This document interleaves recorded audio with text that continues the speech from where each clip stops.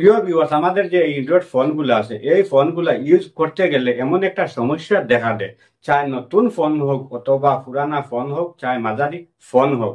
তো সমস্যা এটাই দেখা দেয়, আমরা ইউজ করার সময় অটোমেটিক ফোনটা অফ হয়ে অন হয়ে যায়, অথবা আমরা যদি কোনো অ্যাপ ওপেন করতে যাই, মনে করেন ইউটিউবটা ওপেন করব, ইউটিউব ওপেন করার সময় ফেসবুকটা ওপেন হয়ে যায়। এই ফোনের ডিসপ্লের মধ্যে যদি আমরা হাতের আঙ্গুল দিয়ে ক্লিক করি তাহলে ডিসপ্লে কোনো কথা কয় না, হ্যাং হয়ে যায়। তো এই সমস্যা যদি আপনার ফোনের মধ্যে দেখা দেয় তাহলে আপনি ভেবে নেন যে আমার ফোনটা হয়তো খারাপ হয়ে গেছে। তো ভাই, আপনার ফোনটা খারাপ হয়নি, আপনার কিছু ভুলের কারণে আর কিছু সেটিংস এর কারণে আপনার ফোনটা এই সমস্যা দেখা দেয়। তো কি ভুলের কারণে এই সমস্যা দেখা দেয় বা কি সেটিংস করলে এই সমস্যাটা আপনার ফোনের মধ্যে দেখা দেবে না, আমার এই ভিডিওর মাধ্যমে দেখিয়ে দেব। ভিডিওটা শেষ পর্যন্ত কন্টিনিউ করবেন।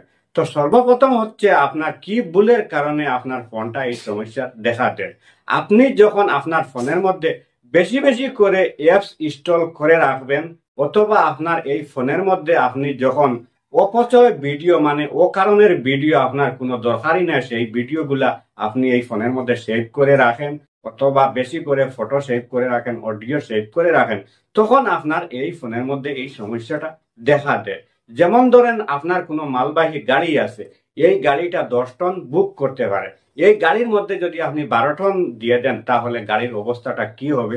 চাকা বাস্ট হবে, না হলে গিয়ার বক্স ভাঙবে, না হলে স্কেল ভাঙবে। সেই রকম আপনার এই ফোনের মধ্যে এই র্যাম রয়েছে, স্টোরেজ রয়েছে, এই র্যাম স্টোরেজ যে সময় ফুল হয়ে যায় তখন আপনার এই ফোনের মধ্যে এই সমস্যাটা দেখা দেয়। তো এবার যে সেটিংস গুলা রয়েছে সেই সেটিংস গুলা আমি ক্যামেরার সম্মুখে গিয়ে দেখিয়ে দিচ্ছি।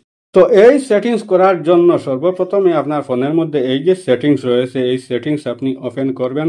তো সেটিংস ওপেন করার পর এখানে সবার উপরে এই যে রয়েছে অ্যাবাউট ফোন, এটার মধ্যে আপনি ক্লিক করবেন।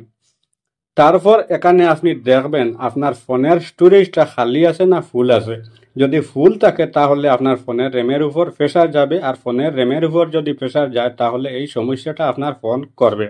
তো এখানে আপনি বুঝবেন কিভাবে যে আপনার ফোনের স্টোরেজটা খালি আছে না ফুল আছে। তো এই যে এখানে দেখতেছেন একটা আকাশি কালারের দাগ আছে, এইটা যদি পুরা উপরে চলে যায় তাহলে আপনি বুঝে নিতে হবে যে আপনার ফোনের স্টোরেজটা একদম ফুল হয়ে গেছে। তো এবার আপনার ফোনের স্টোরেজটা আপনি খালি কিভাবে করবেন? আপনার ফোনের মধ্যে যে দরকার ছাড়া অ্যাপগুলো আছে সেই অ্যাপগুলো আপনি আনইনস্টল করে দেবেন। তারপর আপনার ফোনের গ্যালারির মধ্যে যে দরকার ছাড়া ভিডিও, অডিও বা ফটোগুলো আছে সেগুলো আপনি ডিলিট করে দেবেন। তারপর এখানে একটা অ্যাপ রয়েছে, এই যে এখানে দেখতেছেন সিকিউরিটি নামে, এই অ্যাপটা আপনি ওপেন করবেন। তো ওপেন করার পর সর্বপ্রথম এই যে এখানে রয়েছে ক্লিনার, এটার মধ্যে ক্লিক করে আপনার ফোনের স্টোরেজটা আপনি ক্লিন করে নেবেন। এই যে নিচে এখানে চলে এসেছে ক্লিন আপ, এটার মধ্যে ক্লিক করুন। ক্লিক করার সাথে সাথে আপনার ফোনের স্টোরেজটা ক্লিন হয়ে যাবে। তারপর এখান থেকে আপনি ব্যাক হয়ে চলে আসবেন। তো ব্যাক হয়ে আসার পর এই যে সিকিউরিটি স্ক্যান রয়েছে এটার মধ্যে আপনি ক্লিক করবেন। ক্লিক করে আপনার ফোনের মধ্যে যদি ভাইরাস মেলার থাকে এইগুলা আপনি ক্লিয়ার করে নেবেন। তারপর এখান থেকে ব্যাক হয়ে এসে এই যে বুস্ট স্পিড রয়েছে এটার মধ্যে আপনি ক্লিক করবেন।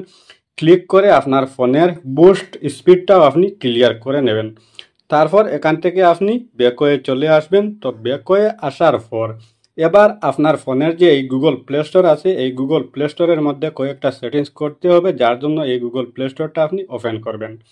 তো গুগল প্লে স্টোর ওপেন করার পর এই যে উপরে এখানে জিমেইলের লোগো রয়েছে এইটার মধ্যে আপনি ক্লিক করবেন। তো ক্লিক করার পর স্ক্রল ডাউন করে নিচ দিকে এসে এই যে এখানে রয়েছে সেটিংস, এটার মধ্যে আরেকটা ক্লিক করবেন।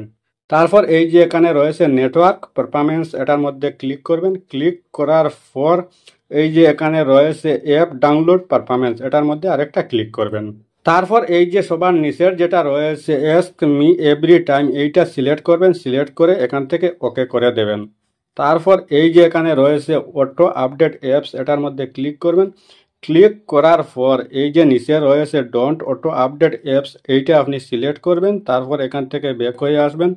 তো ব্যাক হয়ে আসার পর এই যে এখানে রয়েছে অটো প্লে ভিডিও, এটার মধ্যে আরেকটা ক্লিক করবেন। ক্লিক করার পর এই নিচেরটাও আপনি সিলেক্ট করে দেবেন। সিলেক্ট করে এখান থেকে আপনি ওকে করে দেবেন।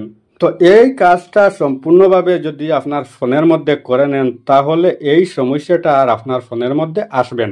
তো ভাই আমার এই ভিডিওটা দেখে যদি আপনার সামান্য হলেও একটু উপকারে আসে অথবা ভালো লেগে থাকে তাহলে অবশ্যই আমার এই চ্যানেলটা সাবস্ক্রাইব করে পাশে থাকবেন, ভিডিওর মধ্যে একটা লাইক দিবেন, ভিডিওটা শেয়ার করতে ভুলবেন না। আজকের মতো বিদায় নিচ্ছি, আবার দেখা হবে নতুন কোনো ভিডিও নিয়ে।